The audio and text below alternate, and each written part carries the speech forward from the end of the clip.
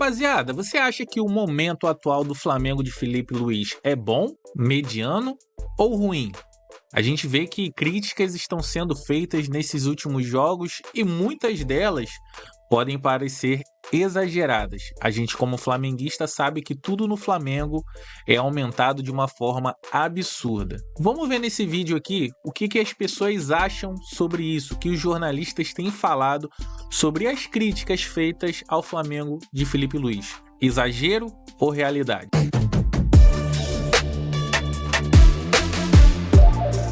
Cara, quem viu a coletiva do Felipe Luiz ontem? Sem sacanagem. Enfim, independente se você acha que o Flamengo jogou bem, jogou mal, cara, parecia que tinha sido 3-0 o Bahia, pô.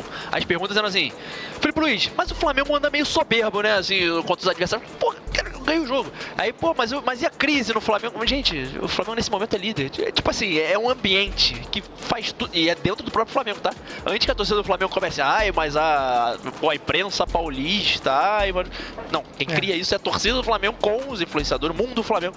Cara, é bizarro, assim, é inacreditável que o Flamengo tem que enfrentar dentro dele mesmo.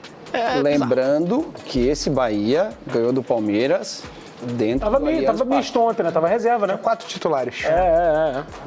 O trabalho do Bahia é muito bom. Não jogou mal. Jogou bem. E o Flamengo não jogou mal também. Não, acho que foi um jogo duro mesmo. O Arrascaeta tem 7 gols no Campeonato Brasileiro, que é um jogador que também vem sendo muito importante, né? Tem jogado mais próximo à área, às vezes dentro da área. Mas é isso, assim, eu acho que o torcedor do Flamengo... Olha, lá vai. Eu não sou torcedor do Flamengo, então eu posso falar isso com propriedade. Eu acho que ele cria uma expectativa que, assim, esse filme tem que show o tempo inteiro, cara. A gente esquece duas coisas. Uma que do outro lado tem um adversário e outro que o campeonato é difícil pra caralho mesmo. Caraca. Não é fácil, pô. O Bahia tá fazendo... isso, né? Olha o Bahia na Libertadores. Perdeu no meio de semana? Perdeu até de um jeito diferente do que vem jogando e tal, muito aberto. Fez 1-0, tomou a vida. Beleza, porque tem uma Líder parada... do grupo ainda, né? Grupo da morte. Ainda é líder do grupo da morte. É porque tem uma parada que é a seguinte, cara. O torcedor do Flamengo, ele viveu por algum tempo um período que o time nadava de braçada, assim, tinha poucos concorrentes. Mas o futebol brasileiro, agora e nos próximos anos, vai cada vez mais aumentar. Os times vão se organizar e os times vão injetar mais dinheiro, os times vão ser comprados, os times vão ter um investimento externo. Então, assim, de repente o torcedor do Flamengo olha para Flamengo e Bahia e fala tipo assim, 3 pontos garantidos. Cara, não é mais assim. Não é mais assim contra o Botafogo, por exemplo. Em algum momento no passado foi, mas o Botafogo agora não é mais. Então, assim, e vai ter mais times assim. Sim. Ao longo dos anos. Então, assim, você fazer um jogo duro e ganhar e jogar bem. Cara, o Flamengo não jogou mal. Não jogou mal. Não, assim, longe. tá bom.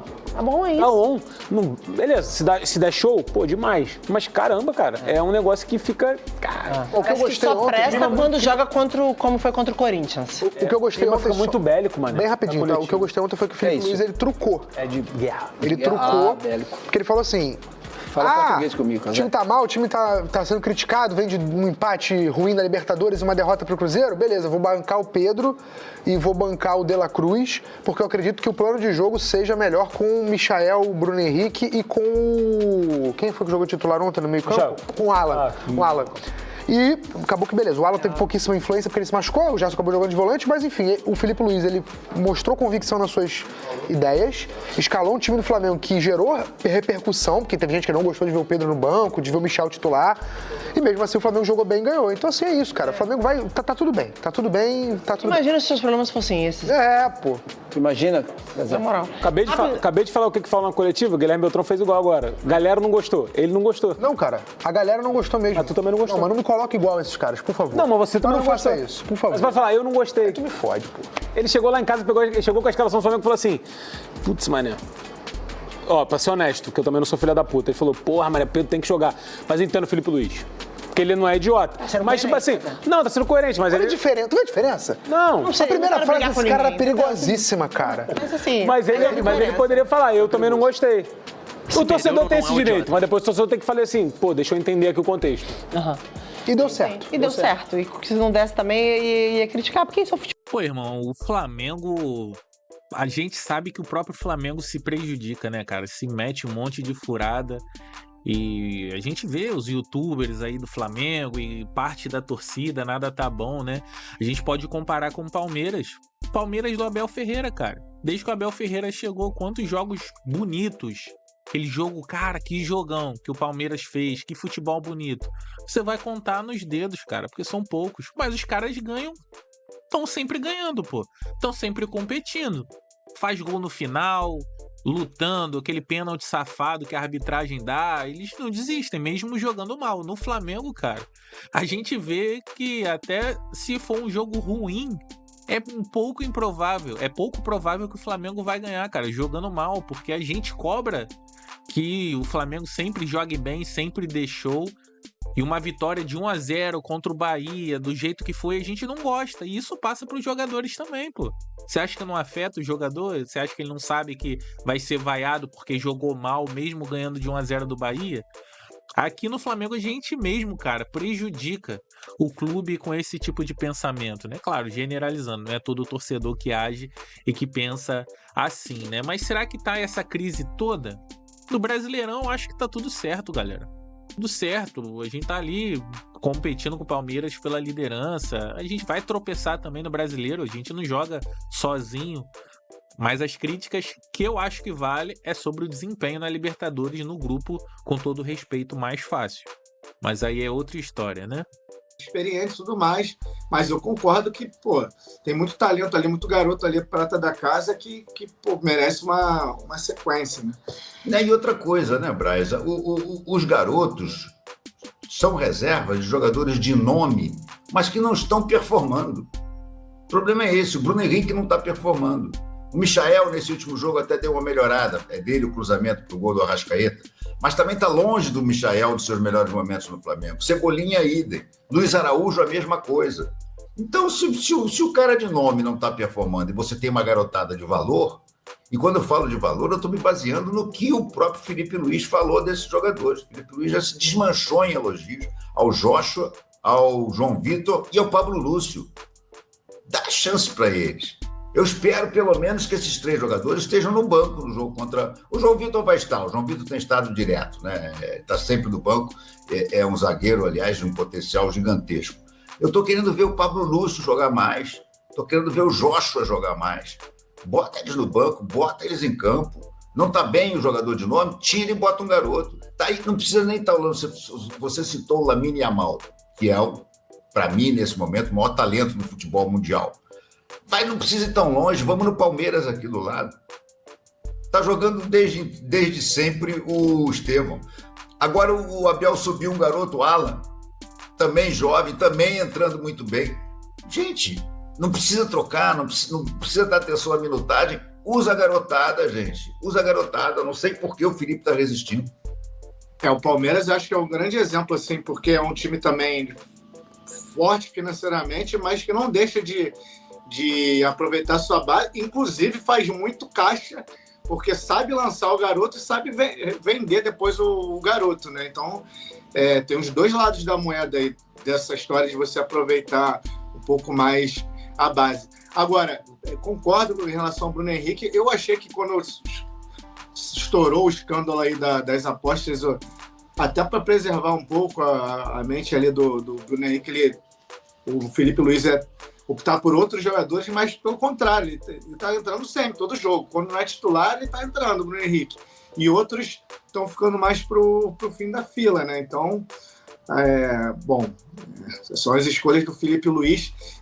Mas em relação, por exemplo, ao Michael, que ele apostou como titular, eu achei que o Michael dessa vez fez um bom jogo. Não vinha de bons jogos, mas fez um bom jogo contra o Bahia. Você concorda? Concordo. Acho que vinha muito mal. Por isso mesmo foi a minha surpresa ao vê-lo começando. Mas concordo com você, fez um bom jogo contra o Bahia, sim. Não é mau jogador, gente, porque a torcida do Flamengo tem muito essa mania de taxar de bagre qualquer jogador que oscile, né? Então, Michael é bagre, Cebolinha voltou a ser bagre, Luiz Araújo... Não é assim. Mas estavam numa má fase. A verdade é essa. Então, eu gostaria que eles fossem, vamos assim dizer, usados com mais parcimônia. Bota um garoto lá de vez em quando, depois ele volta, se ele estiver bem. Agora, perigo o garoto se firmar, né? Porque essa molecada às vezes entra e toma conta da posição, né? Eu adoraria ver esse time do Flamengo, que quando usa bem a questão da pressão, ter mais uns 2 ou 3 garotos. Eu vou citar um exemplo do tempo do Onça, você não era nem nascido. Vou falar do grande time do Zico, que em 1983 começou a ratear. tinha sido campeão brasileiro em 80, em 82, em 83 ele começou a ratear. A ponto do presidente, então, Antônio Augusto Nunes de Abranches, o homem que vendeu o Zico, né, mandar embora o Carpegiani, bicampeão brasileiro, campeão da Libertadores e campeão mundial. E foi buscar lá nos Estados Unidos um cara que nunca tinha sido técnico, Carlos Alberto Torres, o Capita, que chegou, deu uma saculejada, como ele gosta de dizer. A única coisa que eu fiz foi dar uma saculejada e o time pegou no tranco de novo. Não, ele deu uma saculejada e botou três garotos no time principal. Ele botou o Bigu, ele botou o Helder e ele botou o Júlio César Lourinho. Esses três garotos ajudaram o Flamengo a se reerguer e acabar campeão brasileiro no final do ano. 83 ainda tinha o Zico. No final desse ano é que o Antônio Augusto vai vender o Zico.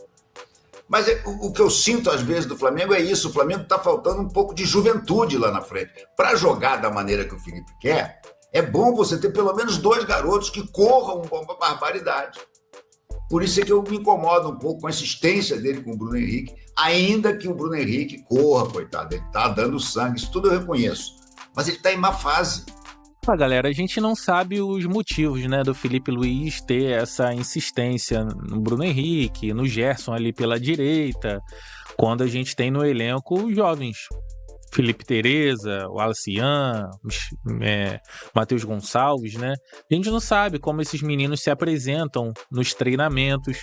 Mas, cara, é muito pouco improvável, velho, que eles joguem tão mal assim, tão pior que o Cebolinha vem jogando, tão pior do que o Michael, tão pior do que o Bruno Henrique esteja jogando. Então parece que é simplesmente uma escolha de quem ele confia mais.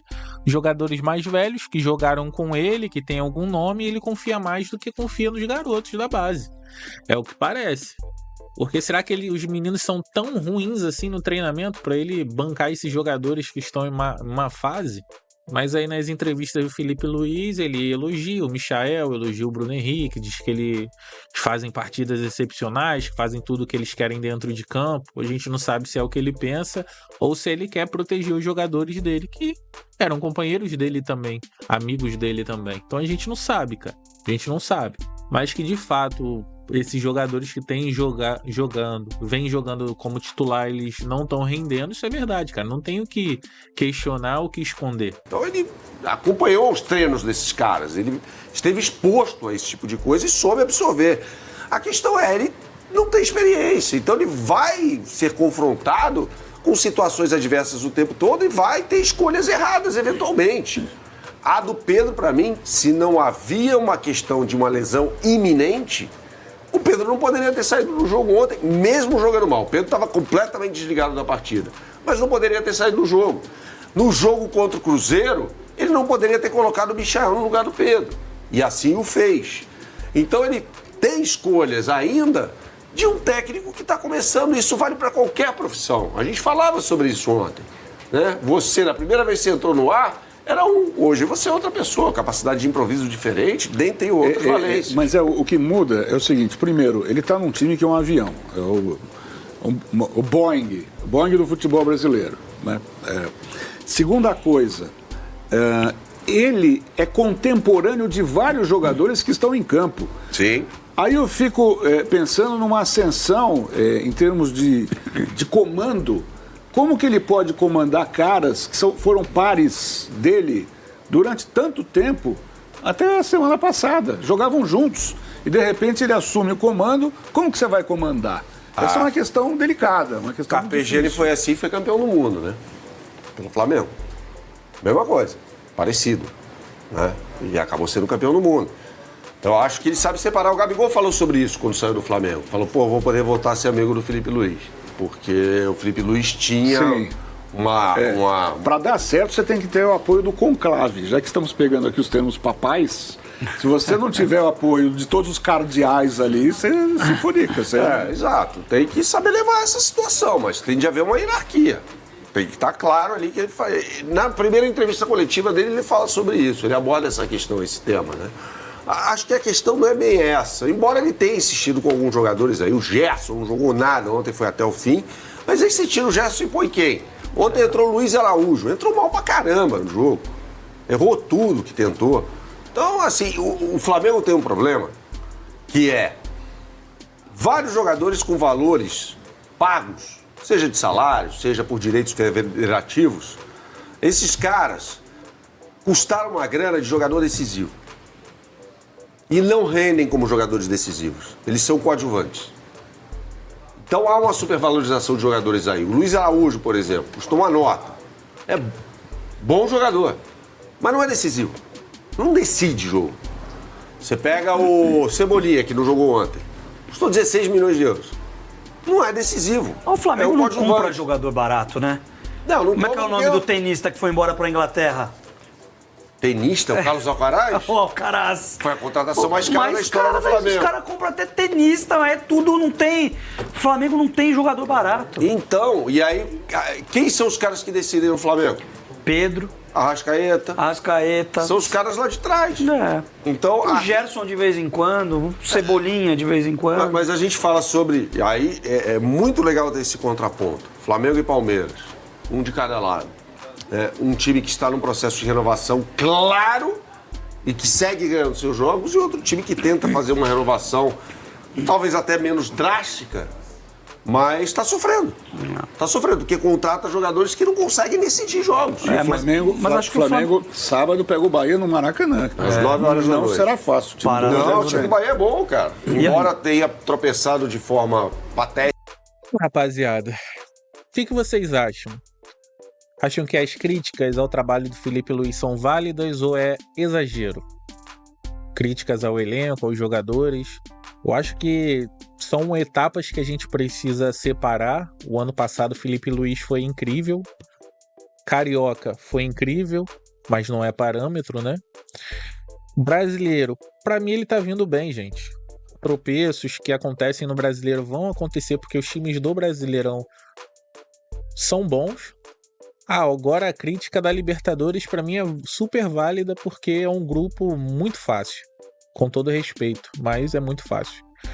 Só que é exagerado, né, cara? A gente espera que o Flamengo deixou todo o jogo pelo alto investimento, por tudo que já foi feito, né, em 19 e 20 com o Jorge Jesus. A gente sempre espera um ano igual aquele. E quando vem goleadas como Juventude e Corinthians, a gente espera que faça todo o jogo, porque uma vez que você fez, é porque é possível. Então por que não fazer sempre? A gente tem essa crítica exagerada no Flamengo, né? Mas eu acho que a gente precisa olhar também pelos jogadores individualmente e não só pelo Felipe Luiz, né? Que a gente tem muito jogador ali que não decide, cara, como eles falaram, né? Você não vai esperar que o Luiz Araújo te entregue 20 gols no ano, 25. O Cebolinha vai te entregar isso. Pô, o Cebolinha, cara, tá no Flamengo desde 2022. Ele tem números piores do que o Vitinho fez em 2021, né? O Vitinho fez 15 gols, se eu não me engano. O Cebolinha, de 2022 até agora, ele tem 14.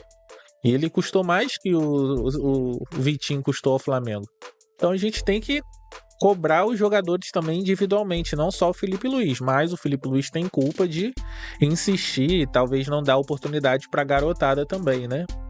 Mas entra naquilo, você tem um jogador caríssimo, ele tem que justificar o investimento. Então você acha que o Felipe Luiz não se sente cobrado, não é cobrado para escalar esses caras mais caros, para justificar o investimento que o Flamengo fez? É complicado, velho. O problema do Flamengo é o próprio Flamengo. O Jorge Jesus falou isso quando saiu, o Domenech falou isso quando saiu e a gente sabe, cara. A gente sabe que essa é a verdade. Todo ano, com todo respeito, a gente não compete contra os outros, compete contra a gente mesmo.